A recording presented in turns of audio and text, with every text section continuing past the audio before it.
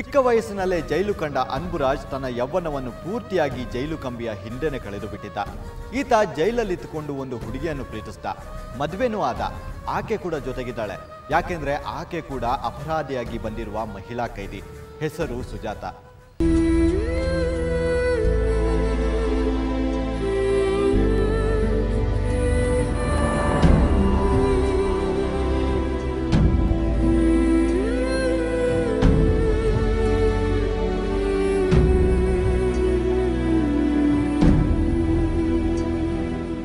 ಸಾವಿರದ 1996ರಲ್ಲಿ ನಮಗೆ ವೀರಪ್ಪನವರು ಮತ್ತು ಅವರ ಸಹಚರರು ಪರಿಚಯ ಆಯಿತು ನನಗೆ.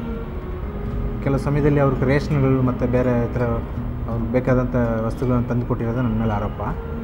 ಅವರು ಒಂದು ಕಿಡ್ನಾಪ್ ಮಾಡಿದರು. ಆ ಕಿಡ್ನಾಪ್ಗೆ ನಾವು ಗೊತ್ತಿಲ್ಲ ಸಪೋರ್ಟ್ ಮಾಡಿಬಿಟ್ಟಿದ್ದೀವಿ. ಅದರಿಂದ ನಮಗೆ ಜೀವಾವಧಿ ಶಿಕ್ಷೆ ಆಗಿದೆ. ಜೀವಾವಧಿ ಶಿಕ್ಷೆ ಆದ ನಂತರ ನಮ್ಗೆ ತುಂಬ ಬೇಜಾರಾಯಿತು. ಯಾಕಂದರೆ ನನಗೆ ಆಗ ಕೇಸ್ ನಡೆದಿರುವಾಗ 18-19 ವಯಸ್ಸಿರುತ್ತೆ ಅಷ್ಟೇ.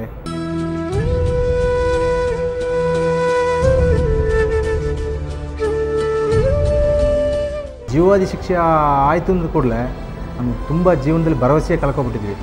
ಏನು ಮಾಡೋದು, ಜೈಲಿಗೆ ಬಂದು ನಾವು ಏನೋ ಗೊತ್ತಿಲ್ಲ ತಪ್ಪು ಮಾಡಿ ಇಡೀ ಜೀವನ ಪೂರ್ತಿ ನಾವು ಇಲ್ಲಿ ಜೈಲು ಇರಬೇಕಾದ ಒಂದು ಪರಿಸ್ಥಿತಿ ಬಂತೆ.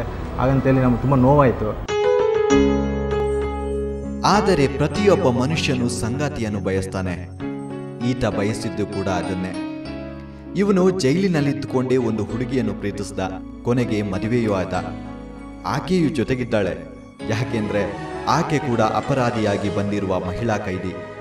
ಹೆಸರು ಸುಜಾತ.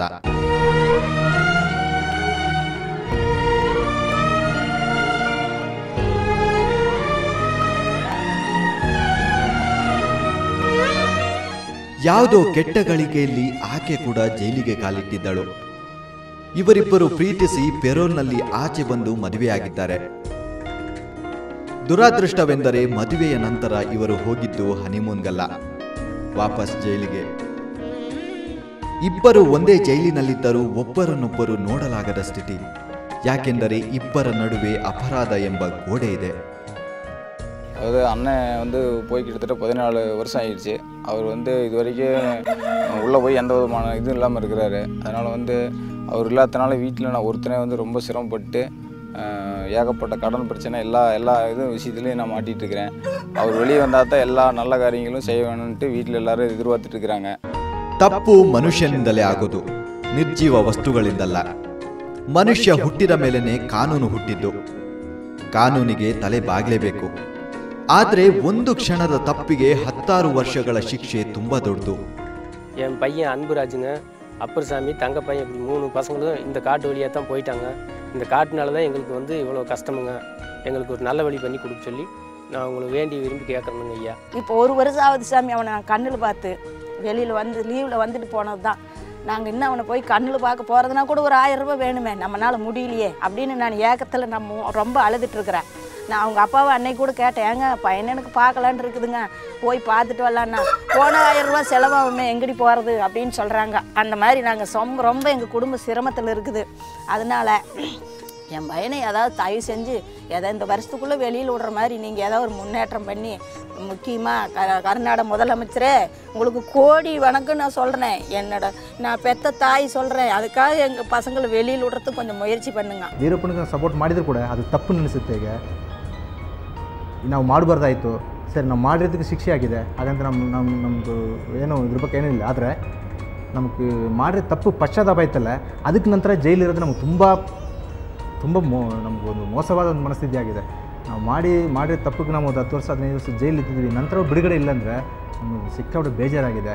ದಯಮಾಡಿ ಸರ್ಕಾರಗಳು, ರಾಜ್ಯಪಾಲರು, ಮುಖ್ಯವಾಹಿನಿಯಲ್ಲಿರುವ ಒಳ್ಳೆಯ ಗಣ್ಯ ವ್ಯಕ್ತಿಗಳು, ಬುದ್ಧಿಜೀವಿಗಳು, ಸಾಮಾಜಿಕ ಕಾಳಜಿ ಇರುವವರು, ಸ್ವಾಮೀಜಿಗಳು ಈ ಸರ್ಕಾರದ ಹತ್ರ ಮಾತಾಡಿ ನಮ್ಮ ಬಿಡುಗಡೆಗೆ, ಅಂದರೆ ಯಾವ ಬಂದಿಗಳು, ಜೀವಾವಧಿ ಬಂದಿಗಳು ಯಾರು ಬಿಡುಗಡೆಗೆ ಅರ್ಹರಿದ್ದಾರೋ, ಪರಿವರ್ತನೆ ಆಗಿದ್ದಾರೋ ಅಂಥವ್ರಿಗೆ ಜೈಲು ಅಧಿಕಾರಿಗಳು ಯಾರಿಗೂ ಶಿಫಾರಸು ಮಾಡಿದಾರೋ ಅಂಥ ವ್ಯಕ್ತಿಗಳನ್ನು ಅಕಾಲಿಕ ಬಿಡುಗಡೆ ಮಾಡೋಕ್ಕೆ ಏನಾದರೂ ಒಂದು ಸಹಾಯ ಮಾಡಬೇಕು. ಹಾಗಂತ ಇದ್ರ ಮುಖಾಂತರ ಕೇಳ್ಕೊಳ್ತೀನಿ.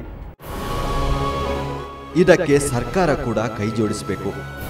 ಕಾವೇರಿದಾಗ ಮಾತ್ರ ಬಾಯಿ ಬಿಡುವ ಅಲ್ಲಿನ ಸರ್ಕಾರಕ್ಕೆ ಇವರ ಕೂಗು ಕೇಳುವುದೇ ಇಲ್ಲ. ಯಾಕೆಂದರೆ ದಾಹ ತೀರಲು ಕರ್ನಾಟಕ ಬೇಕು. ಅಲ್ಲಿ ಬಂದಿಯಾಗಿರುವ ತನ್ನೂರಿನವರೇ ಆದ ಕೈದಿಗಳು ಮಾತ್ರ ಬೇಡ.